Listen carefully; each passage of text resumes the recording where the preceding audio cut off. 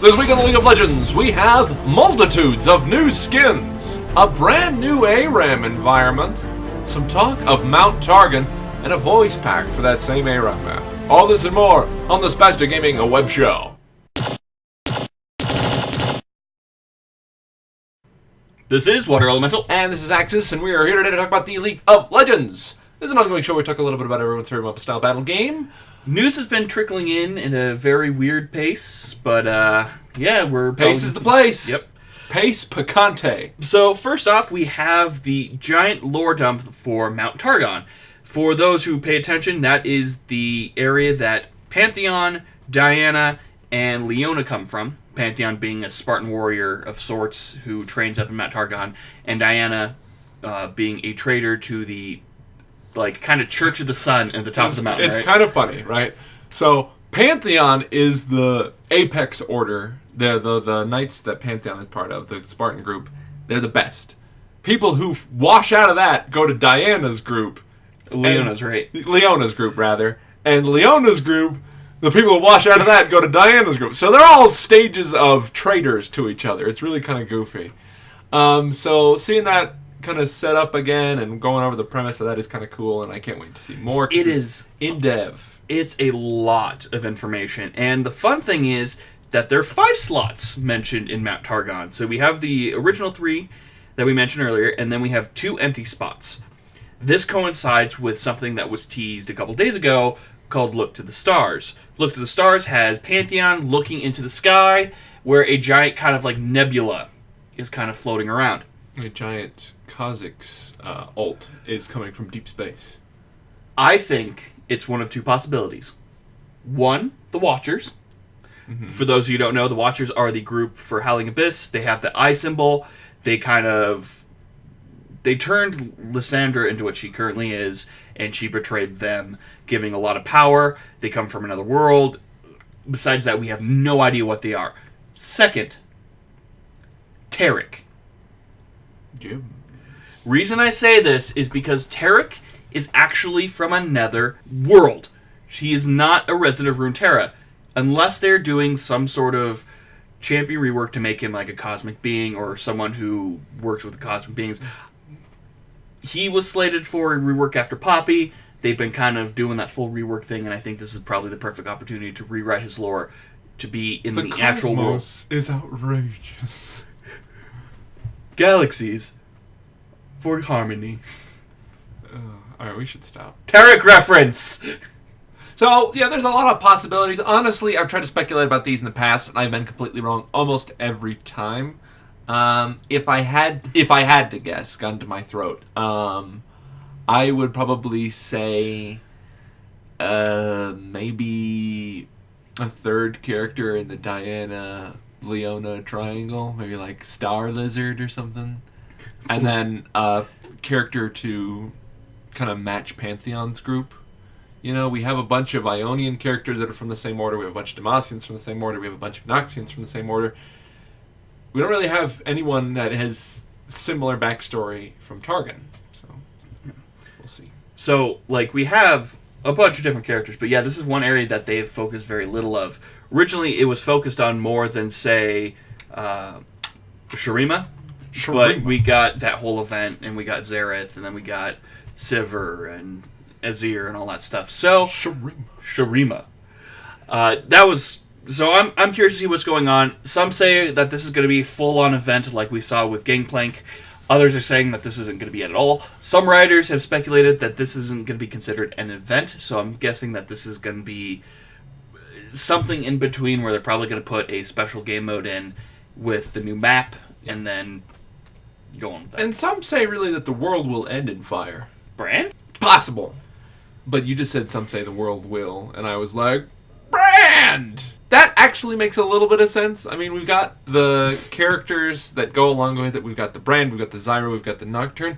They're all elemental sort of creatures. Maokai and Malphite, too. Maokai and Malphite as well. That sort of are elementals that take a form, preferably a human form. So it's possible that we might get something like that in Mount Targon, or we might get one of them repurposed. That's actually an idea that struck me. We also have characters like Tahm Kench and Aatrox, which are embodiments of different, vices, like Tom Kench's for like your worst, like your sins and your vices, and then you've got Aatrox, which is war, which I didn't find out until last night actually reading more of Tom Kench's lore. He's not actually a catfish god. Whoops. Oh well. So yeah, we'll have to look forward to that. Additionally, there's a new map coming out in ARAM style that will also feature unique announcements. So we got a teaser of this. We don't have the map quite yet, but it's going to be presumably on Mount Targon. It's going to have this big star sort of theme. And it's going to have a godly figure as an announcer that's very... Q from Star Trek. Not quite. I might say he's more like the celestial being from Star Trek 6, the movie. What does God need with the saucer? That's exactly what I was thinking. Like it's yeah. So it's a mix of Q and him, I think. Star Trek references. For the stars, boys. I like how we both went with the Star Trek. It's it's encompassing. Yeah, it's very encompassing. I'm excited to see what's going on. Jin had about 2 weeks of kind of build up with their videos and stuff like that. So I'm thinking that they're kind of trying out this more heavy wind up before they release another champion instead of, all right, here's the champion, here's the PBE, and now you have all the information. They're kind of building up anticipation. Well, the build up is the fun part. So yeah, why not bring it up? So we have a lot more to wait on that, and we'll have to see, and we'll keep you guys posted as we learn more. Additionally, we have some skins coming out. We have Death Blossom Kha'Zix. We have a Elderwood LeBlanc. And we also have Hextech Annie. Ooh. So to start out, Hextech Annie is going to be what's presumably the first crafted only skin that can be done with the new Hextech system.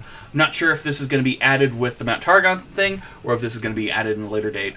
I'm not sure, but it's interesting that they're going to have exclusive skins to this crafting system that won't be purchased, which is strange to Riot since everything in their mother can be purchased at this point.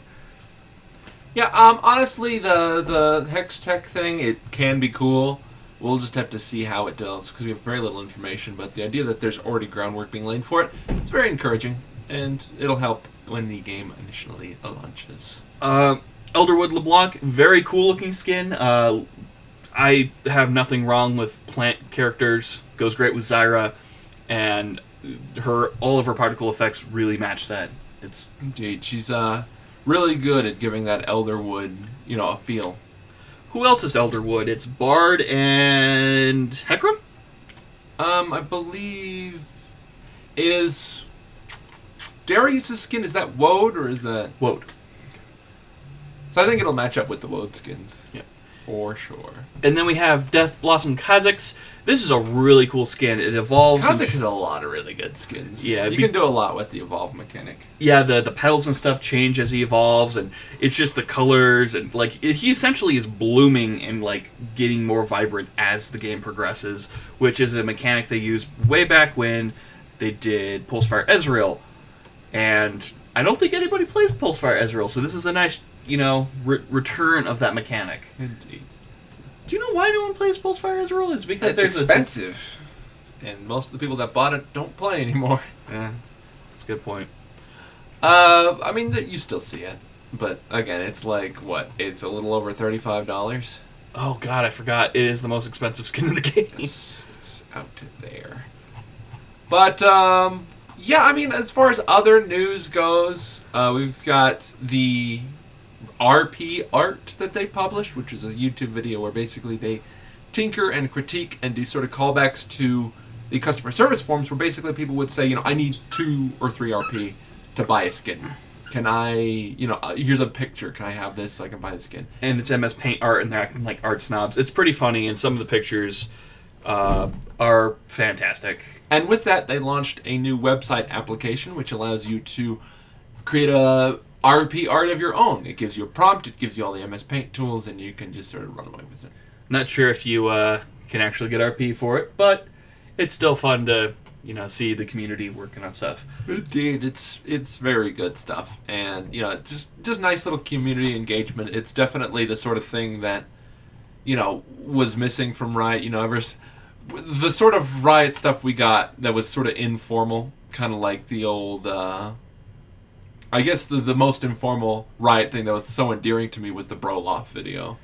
Oh, I the mean, one where they just were going nuts. that was like the gold standard of, right, it's just a small company of just goofy people. And so this is the sort of stuff I like to see, rather than the very high production value, very tightly contained patch discussions and the all pick thing. Like it's so heavily produced, and this is pretty well produced as well, but it's a little bit more loose and goofy, and I prefer that from community videos. I think this one works as overproduced because they're literally framing MS Paint art, and hilarious. It's so good. So it's that makes me laugh. And it's worth a watch. Yeah, it's worth a watch. They are updating the store visuals to match the rest of the client. So if you haven't seen it yet, they are making it more of a grid base with a lot of squares to it instead of like the rectangle cards that we've known since the beginning of the game.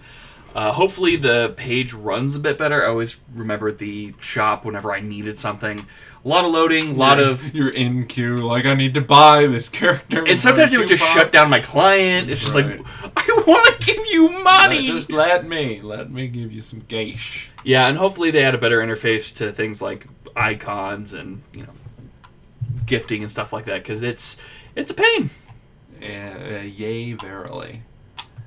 I don't know. The thing that I would say that they need to add to the store is a 3D viewer, especially for things like skins.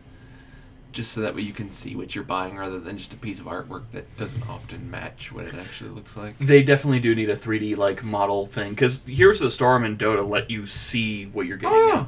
But again, their clients are self-contained. There's not a separate launcher. It'd be great if they moved away from Adobe Air. Womp womp, but they just made a new launch pad. It's so good. So good. They would cut loading times by so much. It's actually bonkers. But what are we talking about? We're crazy. I think that's really it for official news this week, guys. We're going to be really watching that Mount Targan stuff. We'll keep you updated, and we'll probably be playing that A-Room as soon as it comes out. For now, we're going to move on to our own section. My first question comes from, I don't even know. Someone at work was talking about it, so I want to bring it up on the show. It's MOBA related, trust me. The incident with Dota 2's Shanghai event that happened this past week. For those of you who don't follow, like myself, it was, the best way to describe it was awful. The main caster talked about some inappropriate things at the beginning of the stream. The commentators weren't really talking about the game. The quality of the videos were really out of sync. There were weird noises popping up. Players were losing objects. I think the staff was losing the objects for the players. Yeah, someone lost a keyboard and it took an hour delay. Essentially, it got to the point where it got so bad that they canceled the event entirely and they finished it all online. They also fired the main caster and the entire production team. Good. Yes. Yeah, in this business, really, there's a lot of money in it. And so if you're not spot on, if you're not doing your job, they can replace you really easily. So it's ridiculous that this happened. But the fact that these people were like, oh, yeah, that's fine. Let me just talk about porn. A lot of these people are used to esports and this sort of production stuff not being a big deal. But there's a huge amount of money in this these days. So they will can you and replace you really fast because there's a lot of up-and-comings in tech, especially in China, of all places. Right. And what's funny is, like, you'd see interviews and stuff like that, and you'd hear other matches going on in the background, and you hear them shouting. You had other players interrupting. Walls are paper thin. And Heroes of the Storm, right off the bat, high production value with their esports stuff. They were doing, ESPN, they got all sorts of, commentators and professionals and stuff like that. League of Legends has evolved from, two guys in a basement commentating. Well, yeah, League of Legends revived esports. Yeah. And even, StarCraft and stuff, you've got, shoutcasters and stuff like that who may not even be in the same, state as where the event's going on, but they still are professional. They wear their ties, they wear their suits, and when you see them on screen, they look professional. I see any Dota event, and they're on the couches and they're leaning back and they're just kind of like, oh yeah, that was good. Let me just talk about. Some of them. You've got some casters. International was like that for me.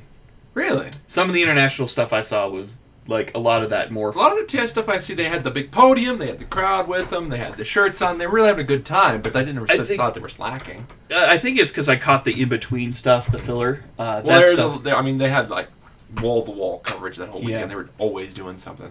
Yeah, I don't know. I'll try to get more into the Dota coverage and stuff like that next international. The nice part about Dota tournament stuff is it's very compact. Like there's not much delay between each match. They just go.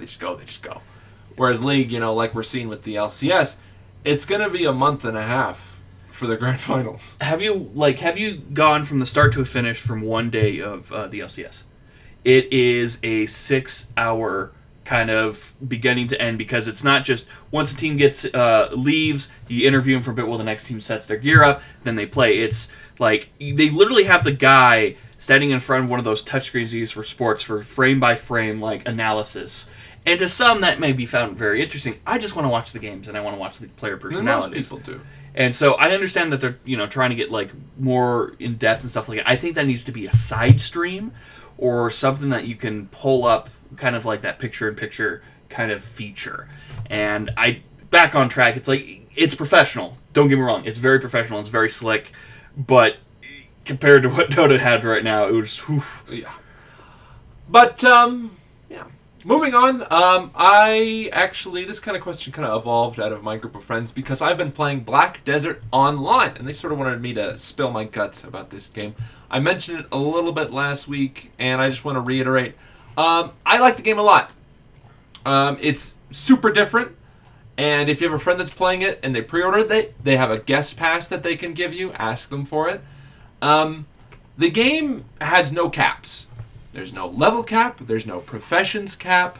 There's no wealth cap. There's nothing. Like, you just go. You can't trade. You can't give stuff away. So everyone is self-made, and it's all about becoming more powerful and then combining your power with other players and controlling things and destroying things and crafting things. It's all open world PvP, and all content is accessible to all players. And I'm not at the level soft cap yet. Essentially, there's a level soft cap because once you hit level 50, 55, you're about strong enough to take on most threats, and leveling becomes so slow that most players aren't going to get well past that. So it's very cool. The reason the game is neat is because it's hard, right? Leveling is hard. You really have to be careful about your use of skills. There's no hand-holding. Like, you get to design your own build and how your character performs and how you get your gear and what kind of gear you get and the way you're going to level up your gear. So it's very, very, very important that you're aware of what you want to do. Is there a way to respec, or is it there is respecs, but it's like I said, there's no cap on the amount of skill points that you can get and level points you get, because basically you only get spells from talents, and you get talents by fighting, and because there's no cap on it, you can have every spell, but it's going to take forever. So it's really important to get the spells early that are going to let you level and make them strong before you do anything else crazy. But for an MMO, it's buy to play. There's no sub fee. The cash shop's a little bit bonkers, but I think they're going to tinker with that. They still didn't fix it for launch? They haven't released it yet. It's not out. Oh, you're in the beta. So we don't know. I mean, it's in pre-release right now. Oh. I got early access because I'm a nerd. I spend my shekels irresponsibly. But for an MMO, it's definitely unique. The trade management and professions in the game are stupendous and absolutely consuming. I mean, I've never had a more rigorous and interesting crafting system ever. The amount of crafting things you can do and how relevant they are is actually staggering. Like, I've just been so floored with everything that I do in the game has a purpose. Like, there's nothing I can do that's, like, dumb. And I can invest in cities and towns and resources and create a network of traders or laborers or crafters. It's just really cool. Definitely a game to look into, especially if you're into a more hardcore PvP-centric MMO. I mean, it's not super PvP-centric. You're not going to get griefed. But if you I want to be with my friends, I want to be with a guild, and I want to control territory and have resources that matter and fight other people for those resources and have it matter in the game world. And this is something I liked about Guild Wars 2 was the World v. World. But ultimately, the World v. World was so separate from the game world that even if you did really cool in World v. World, when you're back to the game world, it didn't matter. In this game, you can build castles and control certain territories, and players can come siege those castles by air or by land, or it's really cool. But definitely a game to look at if you're into that sort of thing. And if you're into an MMO that not only has things for you to do while you're online, but things to do while you're offline. Because you can AFK fish, you can train your attributes while you're AFK. Like, this is the sort of game where you're like, actively, I have energy points that regenerate at a fixed rate. So while you're playing the game, you do all these really cool tasks. And then when you're going to go to bed, or you're going on some errands, or you go to work, you leave your computer on and you have your character, let's say, do some training to get their endurance up or their weight limit up, or go fishing to get some easy resources and level that up. There's all kinds of stuff that you can do. It's a game that plays itself. Well, it's a game that does the boring crap for you, but lets you do the fun stuff. Have a look. They gave out a lot of guest passes with all of the official versions sold, so if you have a friend that has this game, definitely ask if you can have their guest pass. But that's really it for questions this week, guys. We love answering questions on the show. We try to answer at least 2 if we have the time. If you have a question for us about the show, about Spastic Gaming, about League of Legends, about gaming in general, about what we're up to, about what's coming up for us, about what we might be looking into, about what excites us, about what is going on in our personal lives, anything really, we're pretty big sluts for questions. So please post them in the comment section below. Send our email at spasticgaming@gmail.com, or post them on our Facebook, Twitter, or website, all of which are linked in the information down below. We have Patreon, patreon.com/spasticgaming. You can donate to that to get exclusive features, bonus content, and some very intimate time with us, if you should so desire. It's a great way to support the show if you're interested in the content. Otherwise, this has been Axis. And Water Elemental. There's an Axis expansion coming out, isn't there? Yep, new cards, 300 of them. Woo! Jesus Christ. More videos then! Huzzah!